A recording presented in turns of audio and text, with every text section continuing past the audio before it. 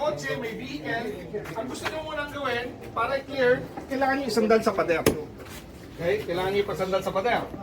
Make sure, pag nakasandal sa pader, naka-lean forward ka, yung weight mo, para kahit anong gawin mo, manipulation, okay lang siya, hindi siya malalaglag. Kasi pagka hindi, babaksak siya. Okay? So ngayon, ano gusto yung tama ko? Kaliwa o kanan?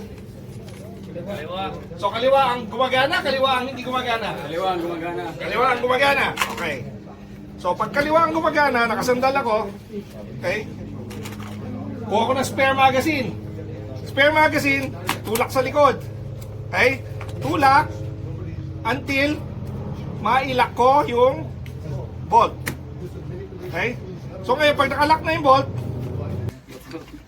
so ngayon, lungkatin mo, tapos, clear. Diba? So, yun yung pag-clear. Tapos, again, pagbalik, okay? So, pasok, load, okay? Load, okay? Ay, ngayon, paano ka ngayon puputok? Simple lang.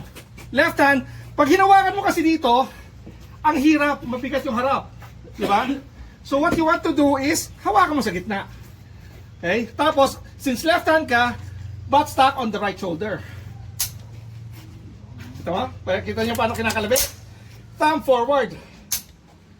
Okay? Ngayon, pra-practice natin doon sa range mamaya. Okay? Any questions?